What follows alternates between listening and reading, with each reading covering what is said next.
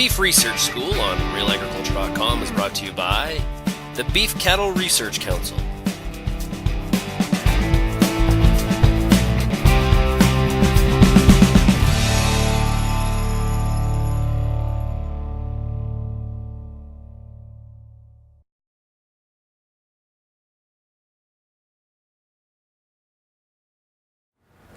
Well, I guess it's like it or not, it's a changing world, and I think agriculture is changing along with it. So, the things that used to work for our grandparents may or may not continue to work for us now and in the future. So, keeping up on the latest research or the latest technologies that may give people an advantage, to keep their production systems going well, it's probably the only way that we can really stay viable as we go into the future.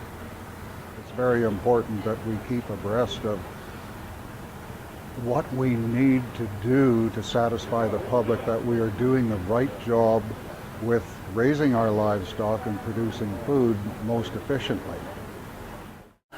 I feel that I need to have based my decisions on science-based and proven facts in order to stay competitive. Improvement. We need that improvement. It doesn't matter what we're dealing with on to the research and technologies. That's what helps move our process and our productivity along and solves a lot of the issues, let alone just the curiosity of the questions of what we want to change in our modeling, in our beef and forage industry. The beef industry is really competitive. The margins are quite tight, so if you don't keep up with the latest technology, keeping your costs and your profitability competitive, it's, I guess, important to stay in the business. You pretty much have to be kind of kept up on all the newest technologies and the most efficient way to raise beef.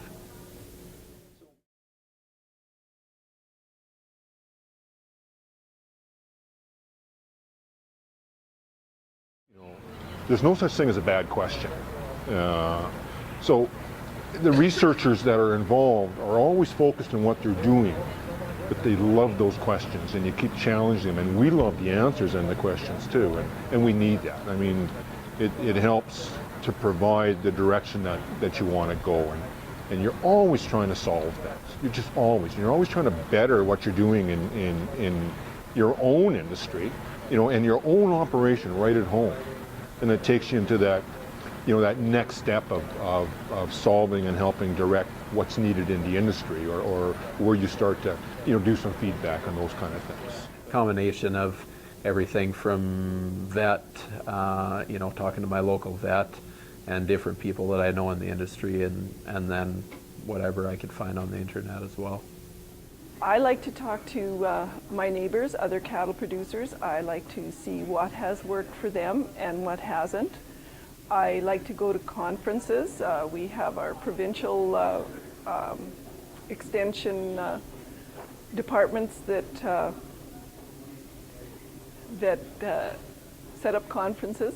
We also have our Manitoba Beef Producers AGM, and we have some good speakers there.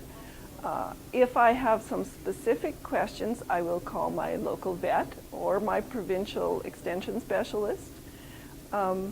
Not so much on the internet. I have dial-up, so I just don't use that very much. I do like emails.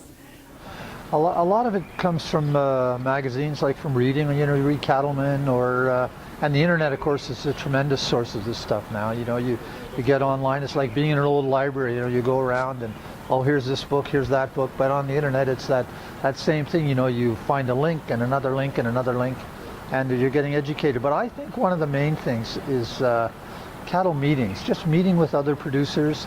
And in Nova Scotia, we've started to develop meetings between producers and researchers and academics and government people, everybody trying to promote or work on the same project. And that's a tremendous way to share information. They've got so many different ideas, and you're picking up on those guys too. So you look at the Beef Research Council and this new media of the website and the blogging and the Twitter, and that's really going to be the anchor of your information. and you could take what level you want and where it grows from there also, and establish it to your own operation and your own organization and your own needs.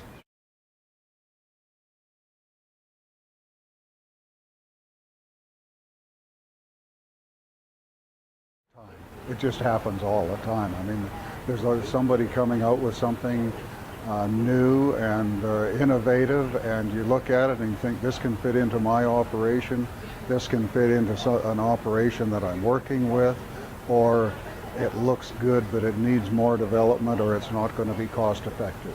And so you have to make those decisions.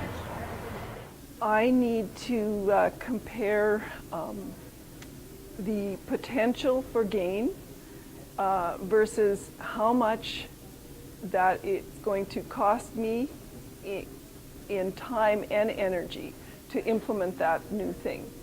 And an example I can give is this spring we tried a new vaccine for BRS, a nasal vaccine, and it fit right in with my tagging protocol with my calves, and so it really wasn't much effort. Well, I mean, if it's something that seems like it's working for other people and stuff like that, and I can, well, right now, I mean, okay, your profitability plays in what you can do naturally, man. I mean, if it's something that you can do that is halfway reasonable or halfway you can do without causing too much, dent into your profitability, well, then it's well worth a try. You always have the people that are in this kind of foresighting and say, this is where we're got to go, and this is what we're going to need. So, always keep that percentage of thought processes where we got to go here too, Coming from a research perspective, we hope people will take on new applied research principles or technologies, because that's kind of why we do what we do, for the benefit of the industry.